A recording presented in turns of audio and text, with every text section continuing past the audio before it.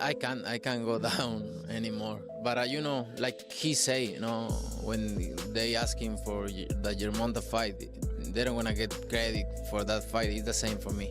I don't need to take that fight because everybody's gonna say it's too small, it's too small, it's too small, and then, he need to enjoy his fight. Okay, He deserve it. He deserve it. I like Spence, but I like Spence and all the respect for him and everything. But I knew. I think is the type of fight Terence Crawford is fighter is different. 168, but like I say, like he say, nobody's gonna give me credit. Canelo Alvarez has issued a brutal warning while reacting to the Terence Crawford versus Israel Madoff fight. Crawford's return to the ring was set to be the marquee event for Riyadh's season debut boxing match beyond Saudi borders. Spearheading this groundbreaking event, Turkey, Alo Sheikh vows that Crawford's wait is over. Alik told ESPN, "No one delivered a good fight for him. When you reach this time of age and glory, you pick your fights, if they give you the right money and the right fighters. You will take it. No one gave him that in the last 4 years," he further added. "And I think this is a shame because we lost 4 years with one of the best talent in boxing. We've seen in the last 20 years, we could have at least seen 4 or 5. More fights from him in the last 4 years. Crawford entered the ropes more than once in the previous year, which was 2019. In the last 4 years, he has engaged in one fight. One of boxing persistent problems is inactivity, where fighters and promoters often reach a stalemate in negotiations. Boxers, alongside their managers, are just as culpable as the promoters in this dance of delays. However, it's the athletes who bear the brunt. Unable to maintain peak performance as they age, Crawford wants so much money, so you have to really wait for the golden ticket to come around, the Carousel Madoff's promoter Eddie Hearn told ESPN on Wednesday as the fighters held a public workout at the Santa Monica Pier. And that's a problem with a lot of these top fighters. They're on so much money they could only fight once a year. Hearn added, so sooner or later that's going to catch up with him. He's a big favorite in the fight this week, but you never know. All of a sudden you look a bit rusty maybe. You get a little bit old. Maybe you go up one division too far, but he's a quality fighter. I mean, pound for pound, #1 in my opinion, with his performance against Spence. Crawford jumped to the top of ESPN's pound for pound rankings, looking better than he has in his storied career after flooring Spence in round 2 with a straight left to the head and a right jab from a southpaw stance. The switch-hitting fighter established the tone. Crawford, relentless, pounded Spence, leaving both of his eyes battered and bruised. The 7th round saw Spence hit the canvas twice more, paving the way for the referee to call a halt. 2 rounds later, with victory secured, Crawford began to size up his next challenge. Jal Charlo, the reigning undisputed champion at 154 lbs, was at ringside to cheer on his training partner Spence.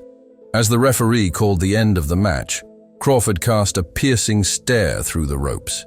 Yet just 2 months later, Charlo faced a devastating defeat against Canelo at 168 lb, diminishing the allure of a potential fight with Crawford. Charlo added, "I was prepared to do the rematch."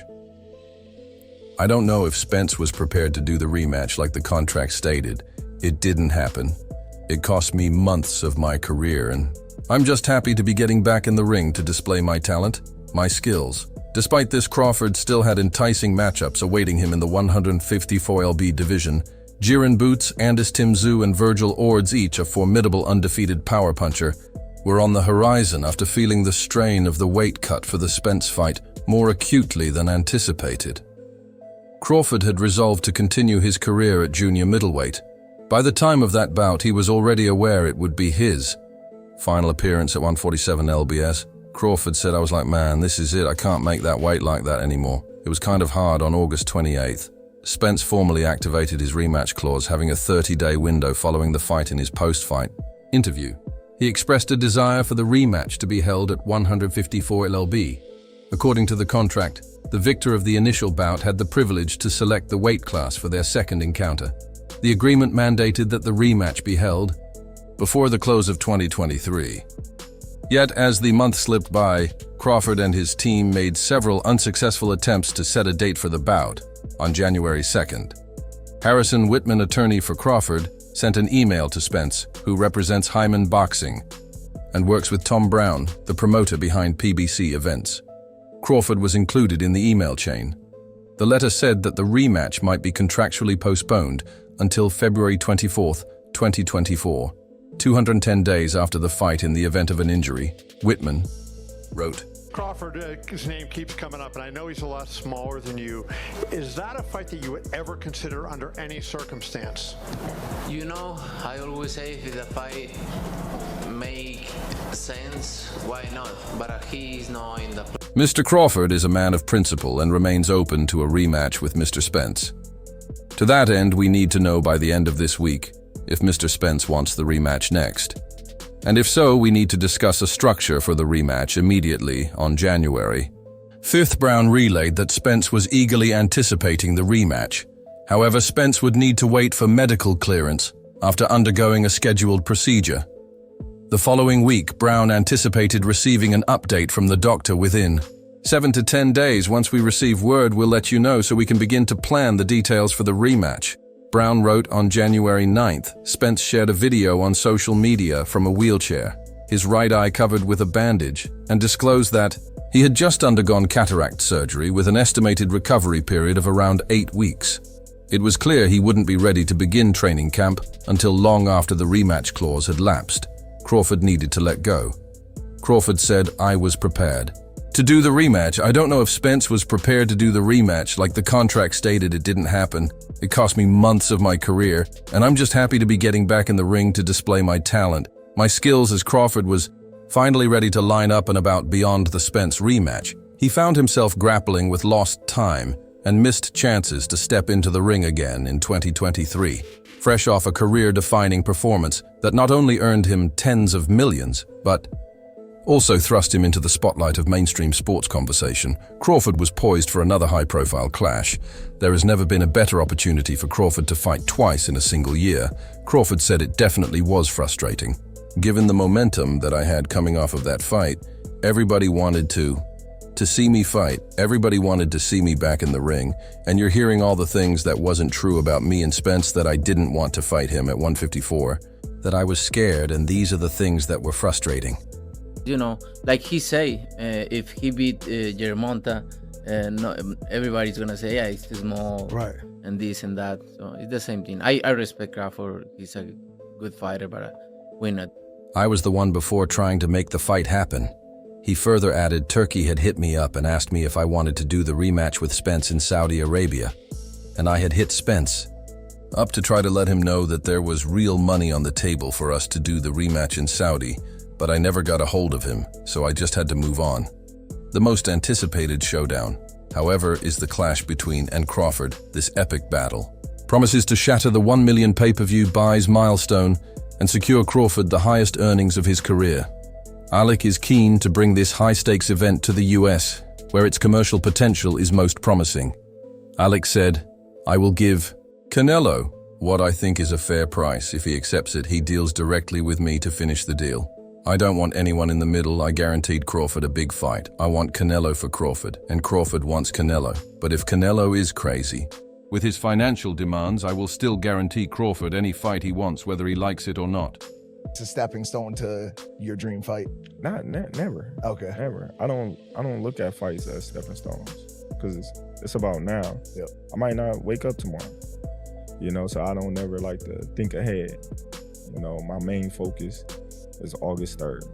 I'm not worried about Canelo. I'm not thinking about Canelo.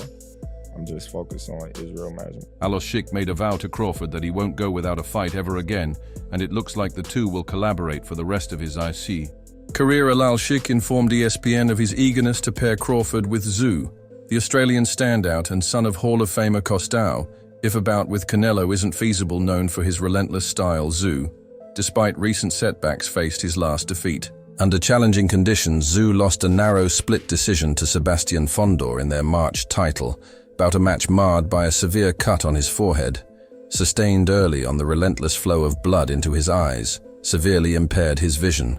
For the duration of the fight, Crawford is expected to produce at the greatest level, so it's not lost on him. Crawford said, "Why am I the perfect guy for Al-Sheikh's first American fight? Obviously, he sees something in myself that he don't see in Other fighters he viewed me as one of the best fighters in America, as he should. I'm the #1 fighter in the world right now to date, so there's a lot of respect that comes with Turkey. And myself, the possibility of facing Canelo is one of the numerous factors putting pressure on Crawford to win spectacularly. Crawford has captured titles in the lightweight, super lightweight, and welterweight divisions. Meanwhile, Alvarez, ranked as ESPN's #5 pound-for-pound boxer, reigns supreme at 168 lb and has also held belts at 154, 160, and 175 lb. Alvarez has shrugged off calls for a fight with Crawford, telling Box ASA in February, "I have nothing to gain and everything to lose if I beat him. Everyone will say he was too small in just one 154 lb out." Crawford can't definitively show he's capable of competing against Alvarez, who fights 2 weight classes higher. However, a decisive stoppage victory in his junior middleweight debut would significantly bolster his reputation, demonstrating his power at a higher weight and elevating his status in the boxing world.